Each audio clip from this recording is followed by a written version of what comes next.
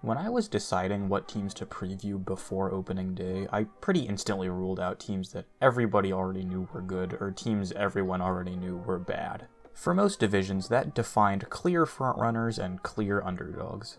But the 2021 NL Central is not most divisions. It's been a while since not a single team has really stuck out from the rest in any given division, where honestly there's 4 teams that have about even chances to make the postseason. If you want proof of this, we can look at Fangraph's preseason playoff odds. Their projected frontrunner in the division is the Brewers, who have a 39% chance to make the playoffs. The projected 4th place team, Cincinnati, has a 22% chance to make the playoffs. Since Fangraphs started doing playoff odds in 2014, not a single division has had any team with less than a 50% chance to make the postseason. The separation of just 17% between the 1st and 4th place projections is the smallest in that time frame too. With a projected 82 wins, the Brewers are the worst favorite to win a division of the last 7 years, and it isn't particularly close. The Reds are projected for just 3 fewer wins than the Brewers, and remember, St. Louis and Chicago are sandwiched right between them. I truly don't think it's an exaggeration to say this is the most mediocre division of the last decade, but that also makes it exciting since really anything could happen, and it probably won't be decided until the last few games of the year. So let's analyze these 4 mediocre teams' off-seasons, strengths, and weaknesses to see if any of them can rise above the rest, or if not, which of them can bumble their way into the playoffs. I won't go too in-depth since I want to keep things pretty brief, but I'll try my best to talk about the most notable players on each team. Starting with the defending division champion, the Chicago Cubs. They were successful in 2020 despite down years from their trio of stars, Kris Bryant, Javier Baez, and Anthony Rizzo. The offense was buoyed by Ian Happ continuing to improve, and Jason Hayward turning back the clock. They non-tendered Kyle Schwarber in the offseason, but then signed Jock Peterson in free agency, who's essentially the same player. Rounding out their lineup is Wilson Contreras behind the plate, who's pretty consistently been one of the best offensive catchers in the league over the past few seasons, and former prospect Nico Hoerner, who has a contact-oriented bat and solid glove at second base. Overall, I'm actually pretty bullish on the Cubs offense. They were 10th in the NL in runs scored in 2020, which is bad, but that was with 2 All-Stars, Javier Baez and Kris Bryant, pretty much absent. I think they and Rizzo are due for some positive regression, and while I doubt Jason Hayward can replicate last year, I'm a big believer in Ian Happ's long-term success. Contreras has consistently been an above-average hitter his whole career, and Peterson should be a middle-of-the-order bat against righties. Eric Sogard and Jake Marisnick were picked up in the offseason, and they provide some decent depth as well in case of injury. It does depend on bounce-back years from Bryant and Baez, but they're both in contract seasons and have a ton of success in their career, so I'd be surprised if they didn't have a resurgence and the Cubs' offense is at least above average. The less exciting end of the Cubs is the pitching staff, which lost its best pitcher from 2020 in Yu Darvish. Kyle Hendricks is only 31, has been consistently solid his whole career, so he's a suitable top-of-the-rotation guy, but past that it kinda thins out. Zach Davies came back from the Padres, and he's had a good couple of years, having kind of a Kyle Hendricks-like pitching profile, so he's okay as a number 2. The rotation is rounded out by Jake Arrieta, Alec Mills, and Trevor Williams, who are all low strikeout, low walk guys as well, so a lot of the success of the starting pitching is going to be based on the Cubs' defense performing. The infield defense should be good with Baez, Hoerner, and Rizzo, but the bigger concerns are Ian Happ, who's more of a corner outfielder stuck in center, and Wilson Contreras, whose defense has been improving but is still a bit of a wild card behind the plate. The bullpen is fine, but not too exciting. Brandon Workman was a good pickup in free agency, and if Craig Kimbrell can be anything more than a shadow of his former self, they should be a decent back end, but most of their middle relief and depth pitching options are journeymen or unproven players, so overall I'm not a huge fan of the staff. If only there were a certain player that could fill the hole of a starter that can throw a lot of innings and strike a bunch of guys out. Well, I guess no such player exists or was available, so while last year the Cubs pitching staff was better than the offense, I'm pretty confident the opposite will be true this year. I think they'll score the most runs out of the NL Central team, but I don't know if they have the pitching depth to make a run at the playoffs. The next team to discuss is the Cardinals, who were a choked lead away from being the Padres in the playoffs last season. They bring back pretty much the same roster that went 30-28 last year, with the very notable addition of Nolan Arenado, who is the much-needed consistent power bat that lineup desperately needed. Colton Wong left in free agency, but that opens the door for Tommy Edman, who's basically the same player, to get full-time starts at his native position. The Arenado deal, which didn't cost the Cardinals much in the way of major league talent, probably catapulted St. Louis into slight division favorites, but there are still holes in the team to be worried about. Paul Goldschmidt is Paul Goldschmidt, he'll hit, and with Arenado makes a fearsome middle of the order, but outside of that, the team doesn't really have impact bats. Matt Carpenter is probably washed up and has no place to play, and Paul DeJong, while still horribly underrated, is not exactly a star hitter. Maybe the most exciting bat, aside from Arenado and Goldschmidt, is top prospect Dylan Carlson, the likely opening day right fielder. He wasn't great in limited play last season, but the lineup was so starved for bats, he hit cleanup in the playoffs anyways and was pretty good. He's a top 20 prospect without any standout tools, but projects to be better than average at pretty much everything, so he should be a contributor this season, but maybe not the instant star that some people are hyping him up to be. The outfield is rounded out by Harrison Bader, who's a great defender but doesn't hit much, and Tyler O'Neill, who has extreme power and speed but hasn't really produced at the plate in the majors yet.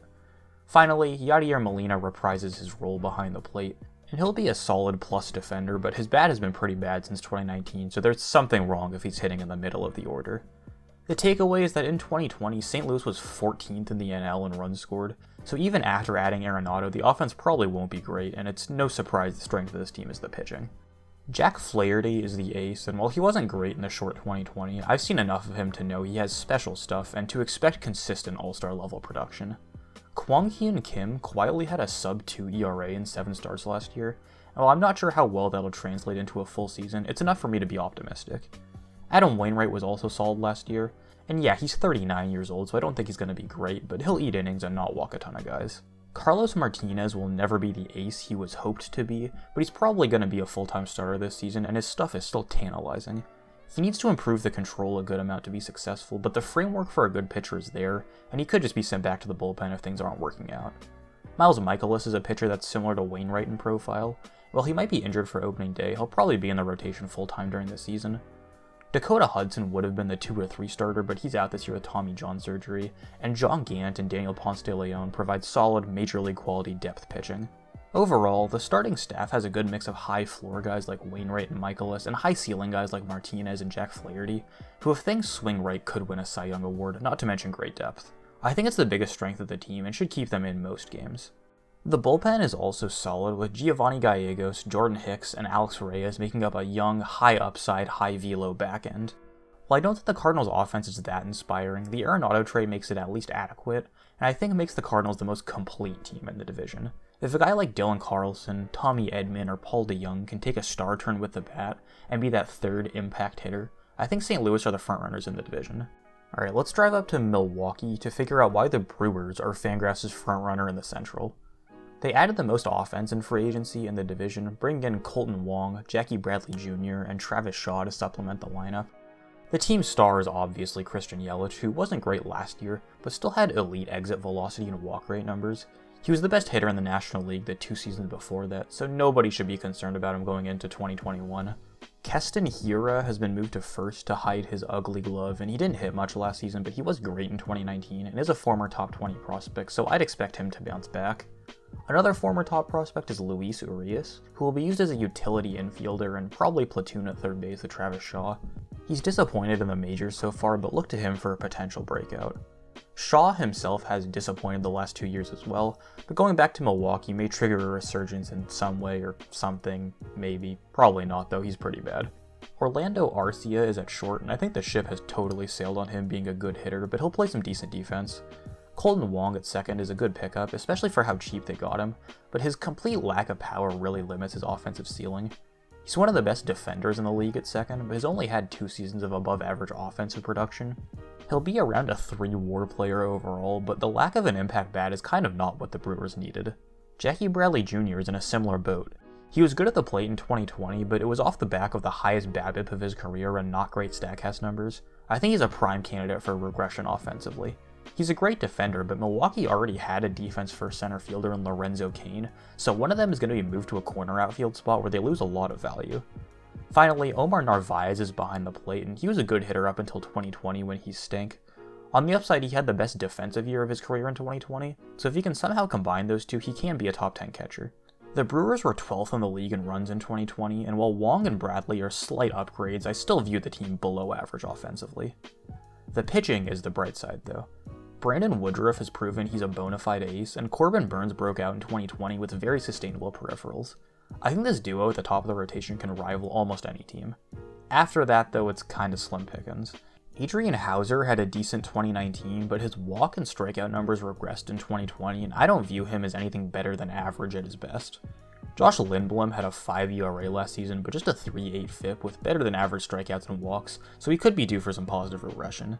Brett Anderson has pretty much been spot on average the last 3 years, which is probably more valuable than you realize, but he strikes absolutely nobody out, so he'll rely a lot on batted ball luck. Woodruff and Burns are great, but considering the rest of the rotation, I think the Brewers will have around average starting pitching. Milwaukee's bullpen, though, that's where they make up a lot of ground. The combination of Josh Hader and Devin Williams is far and away the best duo of relievers in baseball. Both are absolutely capable of not just putting up zeros, but dominating a team with near a record amount of strikeouts. Behind them, Brent Suter and Eric Yardley are two more underrated arms that can bridge to Williams and Hader. Freddie Peralta has some dominant strikeout stuff that plays up a lot in the bullpen, and he has the stamina to go multiple innings and make some spot starts. He had a 2.4 FIP in 29 innings last season, and I think is capable of maintaining near that form over nearly 100 innings. Not only is the Brewers' pen great, a lot of them can go multiple innings, which takes a lot of pressure off the starters. Even though I think the Brewers' offense will be below average, and the starting pitching is about average, the bullpen is what makes the Brewers potential contenders, and if they can all play up to their potential, gives Milwaukee the best pitching staff overall in the division. Finally, we come to Cincinnati, who are maybe the biggest wild card in the Central. Before 2020, the Reds signed Mike Moustakas and Nick Castellanos to supplement Joey Votto, Eugenio Suarez, and Jesse Winker to make it the best offense on paper in the division. But because baseball, they had the third worst offense in the whole National League last year, with everyone underperforming except for Winker. So will they improve in 2020? Joey Votto will start at first for the 14th straight season, and while his best days are well behind him, he's still capable of putting up solid on-base percentages. I think he fits well into the mold of the modern leadoff hitter and can be a 3-WAR player. The second base job is still up for grabs, with the most likely candidates being former top prospect Jonathan India and veteran D. Strange Gordon. Neither have super high upside, so I guess they give the job to India to see what he can do. Mike Moustakas is likely being moved back to his native third base, which should help his value. He's been an above-average hitter every year since 2015, but never a huge difference maker, and I wouldn't expect that to change this year. Rumor has it Eugenio Suarez is being moved to shortstop, which I don't even know. Pulling this off would require an extremely competent analytics staff to perfectly engineer all the shifts and positioning, since Suarez was a below-average defender at short 6 years ago, and is now a below-average defender at third. He'll probably hit a bunch of dingers though, so what are you gonna do? Nick Castellanos and Jesse Winker are two DHs that have been forced into playing corner outfield. I'm all in on Jesse Winker, who had a 146 WRC plus last year with great StatCast numbers in his whole career. Castellanos disappointed last year, but got extremely unlucky at the plate with great StatCast numbers as well. He'll bounce back almost certainly, but between these two, they might make up the worst outfield defense in the league. Nick Senzel is expected to start in center, and while the converted infielder has surprisingly been competent on defense, he still hasn't shown the offensive prowess that made him a top prospect. He was particularly bad last year, but hopefully we'll finally get a taste of the prodigious hit tool in 2021. Finally, Tucker Barnhart is behind the dish, and he's a bad hitter but solid defensively, making him pretty much your average catcher. In 2020, the Reds had the second best ERA in the National League, thanks largely to 4 great starting pitchers. They lost Trevor Bauer to free agency, but the core of Castillo, Gray, and Molly is still solid. Luis Castillo might throw the best changeup of any starter in the league, and has the great strikeout numbers to back it up. His 2020 was excellent with a 3.2 ERA and 2.65 FIP, making him a dark horse Cy Young candidate. Sonny Gray didn't quite reach the heights of 2019 last year, but his peripherals were actually better than his All-Star 2019, so he's due for some positive regression, and he and Castillo are probably the best starter duo in the Central. Tyler Mahle walks a bit too many guys, but also has great strikeout stuff and StatCast numbers, so he could be a candidate to break out in 2021. Unfortunately, the rest of the starters are a little less inspiring. Wade Miley is well past his prime, and Michael Lorenzen and TJ Antone profile more as relievers than starters. The bullpen isn't super inspiring either. For whatever reason, they traded away their closer Raisel Iglesias, and while Amir Garrett can step into that role well, it still hurts. Lucas Sims was excellent in 2020 and had 12 Ks per 9 over the last 2 seasons, so he should see some high leverage innings. Veteran lefty Sean Doolittle still probably has some left in the tank, and I expect him to be serviceable in late innings as well. Overall, the Reds pitching is great at the top of the rotation and bullpen, but I think lacks the depth to compete with other solid teams. I think most of Cincinnati's success will be a result of their top bats' performances. Winker will be solid, and Castellanos, Moustakas, and Suarez were serviceable last season, but they need to be all-stars for the Reds to make a run at the playoffs. Oh yeah, there's another team in this division. Oh, the video's running a little long, so I think it might be best if we just don't really talk about the Pirates. They're going to be quite bad with very few redeemable qualities, so we can probably just leave it there. Cabrian Hayes is going to be pretty good though, so that's cool. Alright, it's conclusion time. Put it all together, and who has the best chance to win that division? Gun to my head, I'll say... Fuck, I don't know. Wait, don't shoot me. Chicago.